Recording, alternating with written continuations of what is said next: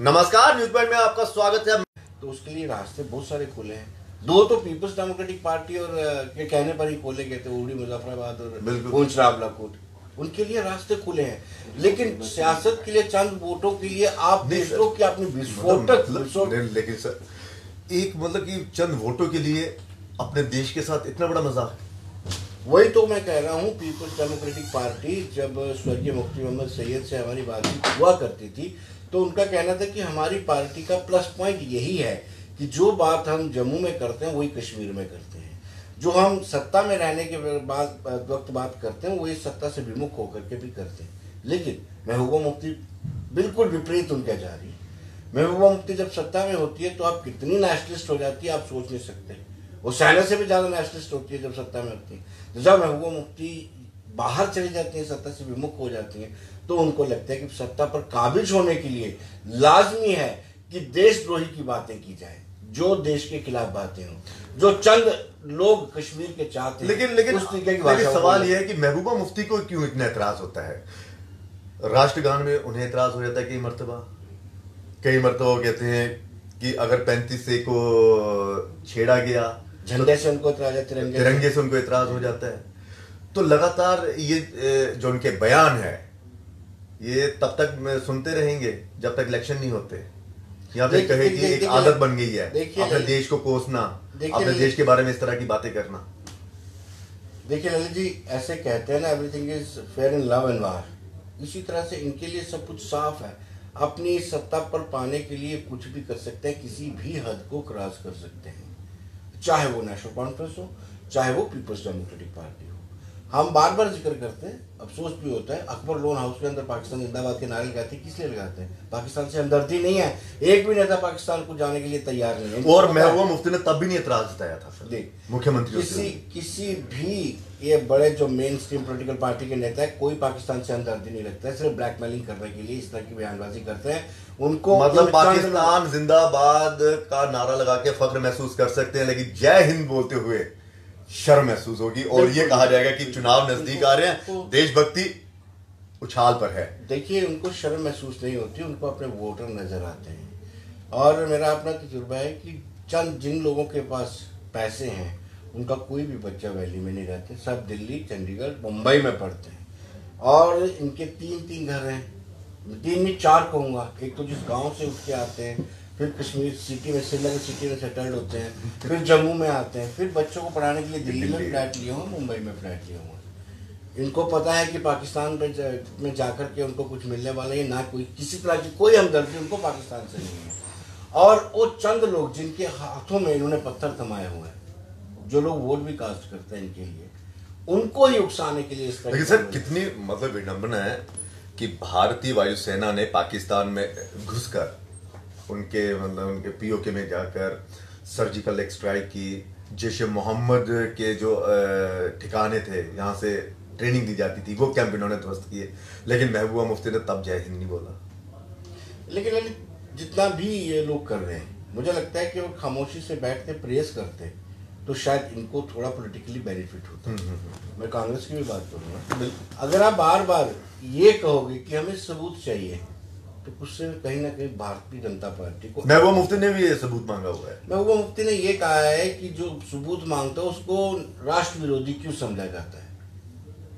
जो अपनी सेना के पराक्रम पर, अपनी सेना के शौर्य पर विश्वास नहीं रखता है तो उसको एंटी नेशनलिस्ट माना जाएगा। वो कहते हैं कि हमें सबूत चाहिए। मैंने एक बार पहले भी जिक्र किया था कि जिस दिन सर्जिकल स्ट्राइक हुआ था उसी दिन किसी ने व्हाट्सएप पे बड़ा अच्छा लिख के डाला हुआ था, जिसको सबूत चाहिए आ जाइए, अभी इंजन गर्म है, जहाजों का इंजन गर्म है, हाथ लगा के देख लीजिए कि सर्जिकल स्ट्राइक हुआ भी है कि नहीं हुआ है। मतलब अब कहना क्या है, ये क्या अब सरकार को ये करना होगा कि जब इस तरह के ठिकानों पर जहाँ पता चलेगा कि वहाँ आतंकी संगठन है, वहाँ पे ये ट्रेनिंग दी जाती है, तो मुझे लगता है कि सभी नेताओं के जो हेड हैं पार्टियों के, जो सभी पार्टियों के हेड हैं, अध्यक्ष हैं, उनको फिर जहाज में बिठा कर ले जाएंगे। देखिए जी, देख लीजिए ध्यान से, यहाँ फेंक रहे हैं। जिसने बोलना उसने तब भी बोलना है। आप चाहे दिग्विजय सिंह को ले लो, कपिल सिब्बल को ले लो, केजरीवाल को ले लो, नवजोत सिद्धू को ले लो, महबूबा मुफ्ती को ले लो, इनको जहाज में लेके भी जाओगे तब भी आकर के टीका टिप्पणी करेंगे कि हमें कुछ दिखा नहीं, क्लियर नहीं दिखा। क्लियर दिखाते तो तब बात बनती। अच्छा, मतलब जो व्यू विंडो होगी वो बड़ी थिक होगी। हाँ, थिक होगी, वो शीशा बड़ा। जिनकी फितरत में है डसना वो डसा करते हैं। तो मुझे लगता है कि जिन्होंने बोलना है उन्होंने बोलना है। लेकिन शुरुआत मैं कहूँगा कि भारतीय जनता पार्टी भी इसके लिए रिस्पॉन्सिबल है। भारतीय जनता पार्टी के नेताओं को कहाँ से 250 की फिगर मिली? कौन गिनती करने गया था? अमित शाह जी गए थे। कौन गया था? ये समझ नहीं आई किस तरह की स्टेटमेंट उन्होंने दे दी। कौन सा बड़ा नेता गया था? एयरफोर्स वाले ने कैटेगोरिकली इनकार कर दिया कि हम सिर्फ स्ट्राइक करते हैं, गिनते नहीं है, शब्दों को गिनते नहीं है। तो कहीं ना कहीं आगाज उनकी तरफ से भी होगा था। लेकिन इस तरीके से पाकिस्तान को पूरा मौका देना, कहना कि सर्जिकल स्ट्राइक हुई ही नहीं है, सरकार झूठ बोल रही है, सरकार सबूत दे। नवजोत सिंह सिद्धू उनको लगता है कि देश के सेंटिमेंट्स में भी लाफ्टर शो ही चल रहा है। उनको कम से कम होना चाहिए कि जो संवेदनशील बातें होती हैं उनमें लाफ्टर शो नहीं होता है, उसमें दिल जुड़े होते हैं। 40 जवान एक दिन में शहीद हुए थे, उसके बाद फिगर अब 60 की हो गई है बाकी मिलिटेंसी एक्टिविटी में भी। और ये इस पर भी मजाक करते हैं, उसका बदला लेने के लिए जब कार्रवाई की जाती है तो ये कहते हैं पेड़ गिरा के आए हैं। तो मोदी के इस बयान को क्या समझा जाए कि घर में जो गद्दार है चुन चुन कर उनसे बदला लिया गया, जो पाकिस्तान की भाषा बोल रहे हैं, तो ये कह रहे हैं पहले लोग टीका टिप्पणी करते थे कि हमारा प्रधानमंत्री विदेशों में ही रहता है, इसको देश की कोई चिंता नहीं है। लेकिन आज उस चीज़ का एहसास हुआ 1947 के बाद। आज लग रहा है कि भारत के साथ पूरा विश्व खड़ा है, कंधे से कंधा मिलाकर के खड़ा है। चाइना भी खामोश होकर के बैठा हुआ है। यूएसए से लेकर के श्रीलंका तक हर एक देश भारत के समर्थन में है। इसको कहते हैं कूटनीति। और कूटनीति का मजाक जब उड़ता है तो वो लोग उड़ाते हैं जो इस तरह की बयानबाजी देते हैं, जो कहते हैं कि सर्जिकल स्ट्राइक का सबूत तो। लेकिन पाकिस्तान में भी अगर पाकिस्तान के चैनल्स में देखिए, न्यूज चैनल्स में देखिए, तो वो बकायदा इनके बयान चला रहे हैं सबके। तो वही ये मौका देते हैं, ये लोग मौका देते हैं। सियासत का म्यार इतना गिर चुका है कि ये किसी भी हद तक जाने को तैयार है, किसी भी हद तक जाने को तैयार है। चाहे पाकिस्तान मुर्दाबाद के जिंदाबाद के नारे लगाए, हिंदुस्तान मुर्दाबाद के नारे, किसी भी हद तक जाने को तैयार है, क्योंकि इनको सिर्फ और सिर्फ सत्ता से रोक है। सर ऐसा मतलब कि क्या कहा जाए कि अब एक सर्जिकल स्ट्राइक ऐसे नेताओं पर भी होनी चाहिए पॉलिटिकली। और आज मैं बाबा रामदेव का वो सुन रहा था, किसी चैनल में चल रहा था, तो उन्होंने कहा कि प्रधानमंत्री नरेंद्र मोदी पहले उस पार का हिसाब करेंगे, फिर उसके बाद उन लोगों का भी हिसाब करेंगे जो इस मौके पर भी सेना के शौर्य के साथ मजाक कर रहे हैं। सेना के शहीदों के शहादत पर, आर्मी पर्सनल्स की जो शहादत है उन पर इस तरह का मजाक उड़ा रहे, खिल्ली उड़ा रहे, उनका हिसाब भी प्रधानमंत्री नरेंद्र मोदी लेंगे। ये बाबा रामदेव भी कहते। मुझे लगता है कि थोड़ा सा सख्ती बरतने की जरूरत है। अभिव्यक्ति की आज़ादी का कुछ ज़्यादा लाभ हमारे देश में कुछ ज़्यादा ही हो रहा है। दूसरा ये है कि जिस तरह से ये कहा जा रहा है कि चुनाव नज़दीक आ रहे हैं तभी ये अटैक देखने को मिल रहे हैं, ये स्लोगन्स मिल रहे हैं, तो चुनाव आयोग भी अब रियासत जम्मू कश्मीर के दौरे पर है। क्या लगता है कि जल्द चुनाव हो जाएंगे? और एक साथ हमने सभी पॉलिटिकल पार्टी से बातचीत की, अलग-अलग लोगों से बातचीत की। हमने कल परसों अपने टीवी चैनल पर प्रोग्राम भी चलाया था। सबकी ये जागती राय है कि जिस जम्मू कश्मीर जैसे कन्फ्लिक्ट जोन में अगर पॉपुलर गवर्नमेंट नहीं होती है तो ये वर्ल्ड वाइड एक अच्छा मैसेज नहीं जाता है।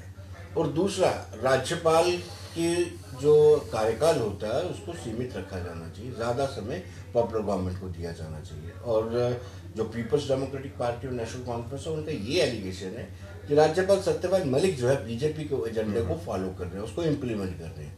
उनका ये कहना है कि लोकसभा और विधानसभा के चुनाव एक साथ करवाए जाने चाहिए। ललित ये प्रयोग भी होता है। उसकी वजह यह है कि एक सीट पे करीब 10 से 12 कैंडिडेट होते हैं, कुछ इंडिपेंडेंट कुछ बाकी मिला करके, तो उनके साथ उनके समर्थन भी होते हैं।